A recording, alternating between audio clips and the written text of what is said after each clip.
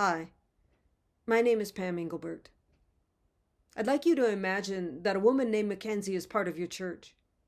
She is a 50-some-year-old Pentecostal who believes that what happens in Acts still occurs today. One day she unexpectedly informs you that she has just realized that she is a victim of childhood sexual abuse. She believes that Jesus has allowed her to see that she has been sexually abused. How will you respond to Mackenzie? How will you participate in Christ's ongoing healing ministry to her? Knowing how to respond is significant because our acts of ministry reveal our theology. What are we teaching others about God through our acts of ministry? How can we teach about God's patience and faithfulness by ministering to Mackenzie? One of the first ways is listening. Now, as Pentecostals, we are familiar with listening since we listen to God when we are praying or reading the Bible or sitting in a church service. Unfortunately, our perception of listening to other people is sometimes similar to sitting at a red light.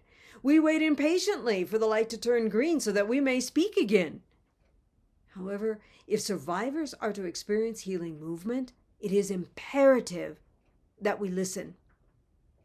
And then listen again. If I am to truly listen to a survivor so that the survivor may experience healing movement, I must empty myself.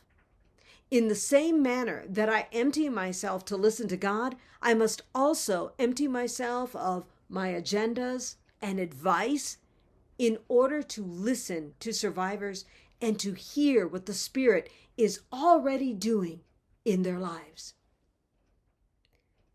Waiting is also a crucial act of ministry. Waiting is a traditional Pentecostal characteristic as seen in our waiting for the Lord's second coming or waiting for God to speak to us during a church service. However, waiting is in contrast to the Western perception of time, which emphasizes linear or speedy time. Now, the problem with a linear timeline is that healing from sexual trauma does not flow in a straight, predictable line. It is chaotic, in which the past unexpectedly disrupts into the present. As far as speedy time, Pentecostals often expect a quick healing from sexual violence. And when instant healing doesn't happen according to our timeline, we wonder if there's something wrong, like maybe they don't have enough faith, or maybe they're not trying hard enough. The issue with focusing on speedy healing is that our focus is on the clock, not healing.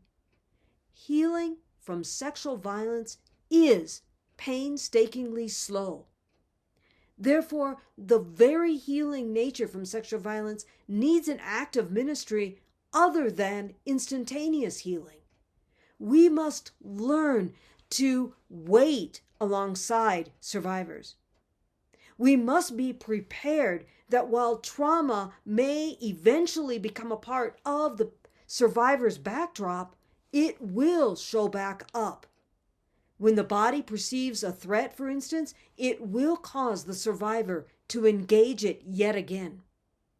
Survivors may also be surprised at how something as small as a smell or a sound will stir up those memories all over again.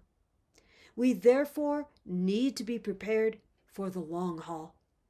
We must be willing to wait with survivors, bringing a calm assurance that God is still at work. When I am willing to wait, I am recognizing that complete healing is neither linear nor instant, but will transpire when God's kingdom has fully come. If we as Pentecostals are to be a healing church community amidst the extended, messy healing journeys of survivors, it is vital to embody listening and waiting, coupled with a willingness to learn. Listening and waiting indicate that we see, hear, and believe survivors. Survivor participant Elizabeth told me that it is God who knows, sees, hears, and believes her. And as a survivor, it is crucial that she be seen, heard, and believed. I want to be that kind of person in the church. If God already sees, hears, and believes survivors, then we now have an opportunity to participate in God's ministry of healing towards survivors by seeing, hearing, and believing them.